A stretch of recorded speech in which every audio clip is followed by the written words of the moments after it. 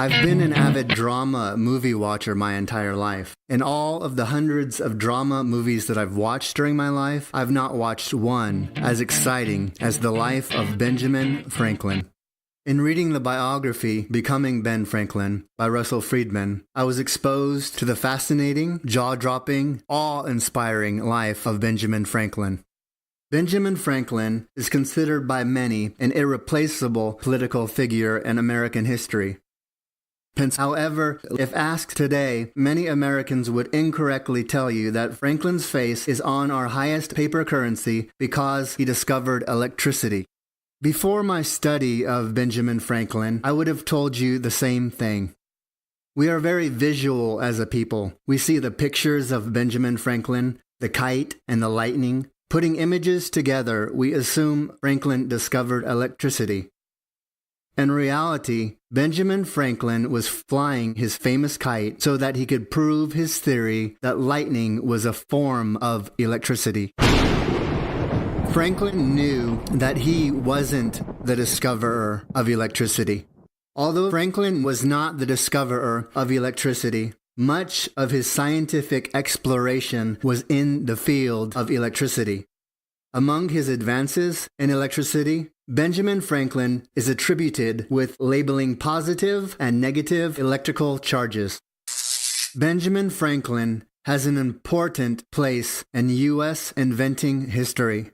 Among his many inventions, the lightning rod, the Franklin stove, and bifocal glasses. In addition to being an inventor, Franklin earned many other titles, including printer, editor, publisher, philosopher, humorist, and writer.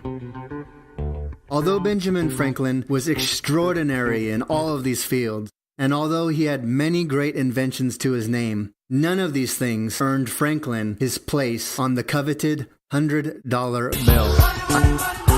His face appears on our $100 bill because of his role in politics, specifically because of his deep involvement in the writing and the enacting of the Declaration of Independence.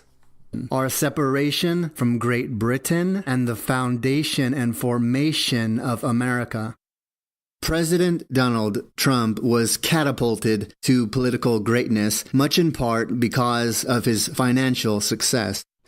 Benjamin Franklin shares a similar story, business to politics. First, Franklin purchased the Pennsylvania Gazette. He quickly turned the Gazette into Pennsylvania's leading newspaper. Adding success to success, Franklin created the famous Poor Richard's Almanac. On the massive success of this almanac, Franklin became a rich man by the age of 42. To say that the colonies needed Franklin's help at the beginning of the Revolution is an understatement. Just as the eyes of thousands were upon Donald Trump as the one man who might save them in 2017, so the eyes of thousands were upon Franklin from the time of the Stamp Act in 1765 until his death in 1790. For time's sake, I am fast-forwarding past the Stamp Act, the Boston Tea Party, and the Intolerable Acts.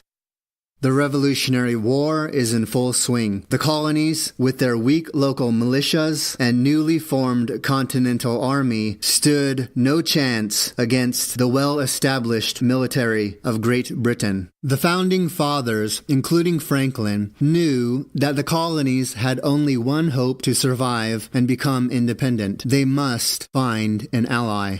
France became the obvious choice. France and England had been fighting on and off for centuries. France was looking for an opportunity to undermine the British Empire and regain its foothold in North America. Franklin sails to France in 1776 in what I consider to be the mission of his life. The weight is on Benjamin Franklin to persuade France to become allies with the colonies in their fight for independence. You could not choose a better ambassador. You see, France already loved Benjamin Franklin. He had won their hearts 24 years prior, not with political persuasion, but with science. He published a book called Experiments and Observations on Electricity.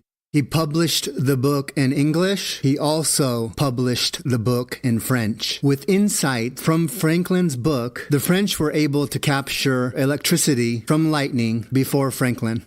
For 24 years, the French had viewed Benjamin Franklin as a scientific hero. Even on his journey to gain France as a war ally, Franklin is treated more like a movie star than an ambassador. Crowds gathered, hoping to catch a glimpse of him. Living in Passy, France, for 2 years, Franklin furthered his friendship and trust with the French. He lived among the French and gained their trust. After 2 years of being in France, the French were ready to join Franklin and ready to join the colonies. With Benjamin Franklin's signature, 2 treaties were signed. One, creating a military alliance between France and America. The other, an agreement on friendship and trade. The French also agreed to recognize the independence of the United States. The year was 1778. 2 years later, French reinforcements sailed to America to join the colonies in battle. Now, with the French on their side, the colonies overpowered the British. When the British Prime Minister, Lord North, learned that Cornwallis had surrendered, he exclaimed, "Oh God, it is all over. It is all over."